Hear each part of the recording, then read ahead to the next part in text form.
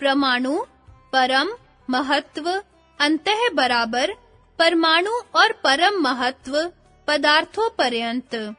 अस्य बराबर पूर्वोक्त उपायों से स्थित हुए चित्त का वशीकारः बराबर वशीकार हो जाता है। अन्व्यार्थ।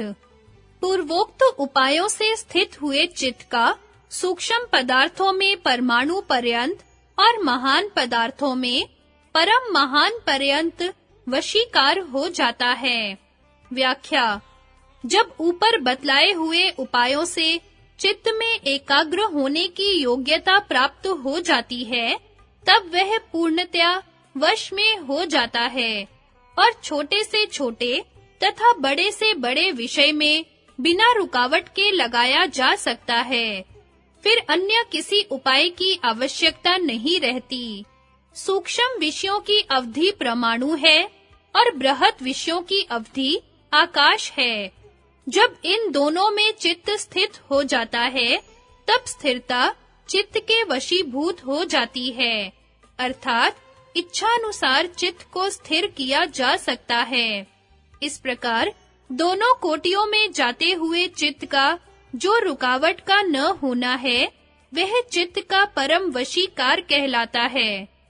इस वशीकार से परिपूर्ण हुआ योगी का चित्त उन्हें किसी अन्य अभ्यास साध्य स्थिति उपाय की अपेक्षा नहीं रखता।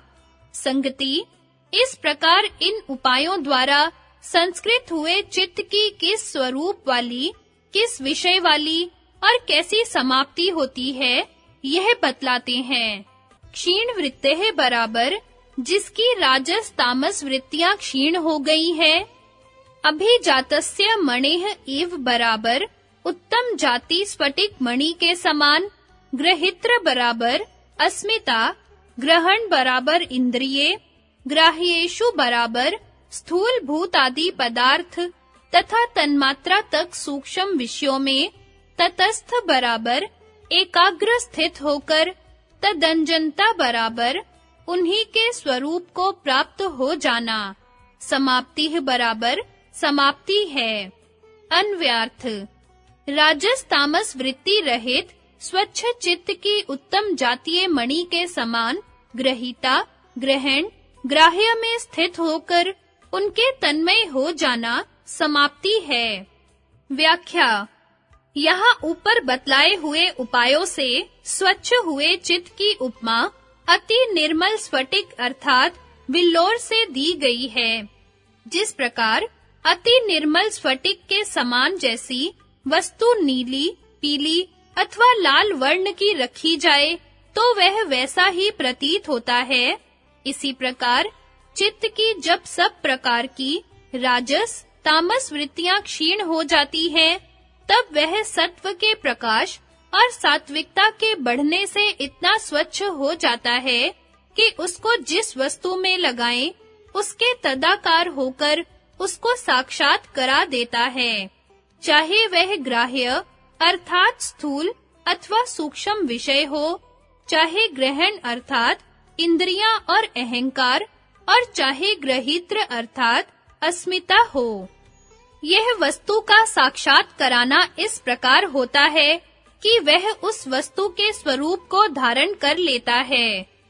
चित्त के इस प्रकार तदाकार हो जाने का नाम समाप्ति अर्थात संप्रज्ञात समाधि है। यद्यपि अनुष्ठान के क्रम से ग्राह्य, ग्रहण, ग्रहित्र होना चाहिए था, तथापि ध्येय की ओर समाधि की उत्कृष्टता, अपकृष्टता बतलाने के अभिप्राय से ग्रहित्र, ग्रहण, ग्राह्य इस क्रम से सूत्र को इसको बतलाया गया है। संगति। अब इस समाप्ति के 4 भेद दिखलाते हैं।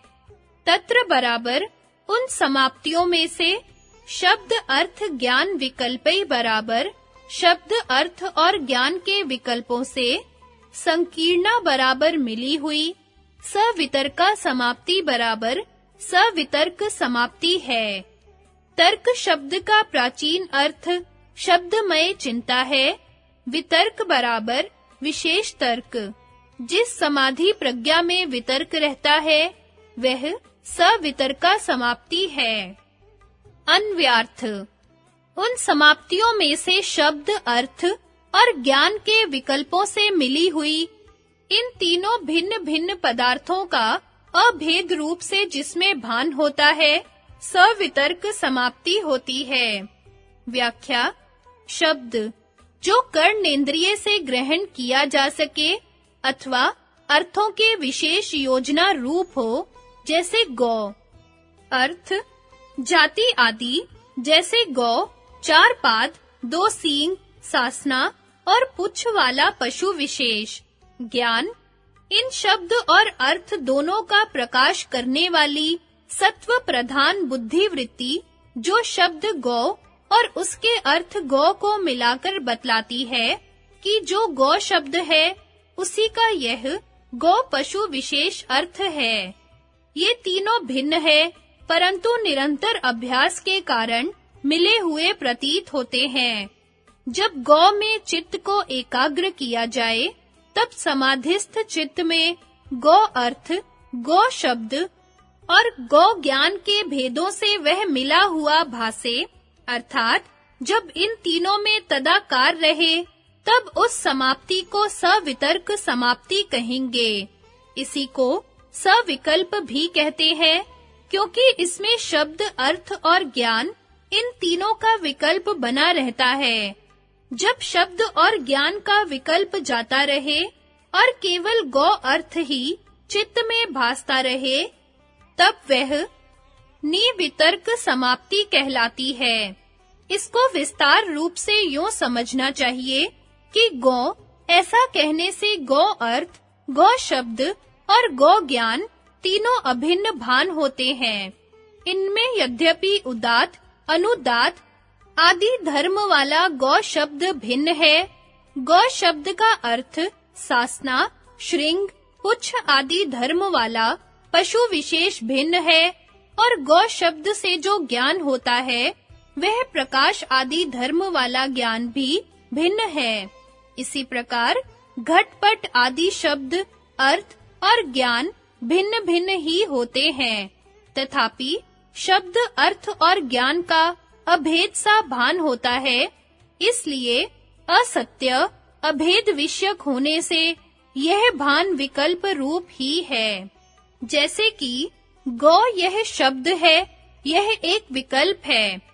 यह विकल्प गौ इस अंश से ग्रहित हुए अर्थ का और ज्ञान का शब्द से अभेद विषयक है।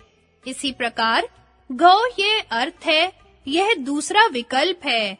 ऐसे ही गौ यह ज्ञान है, यह तीसरा विकल्प है।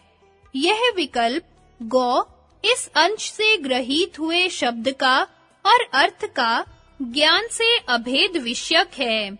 भाव यह है कि शब्द, अर्थ और ज्ञान ये तीनों परस्पर भिन्न-भिन्न हैं, परंतु शब्द संकेत की स्मृति से एक का ज्ञान होने से दूसरे दोनों का भी साथ ही भान होता है।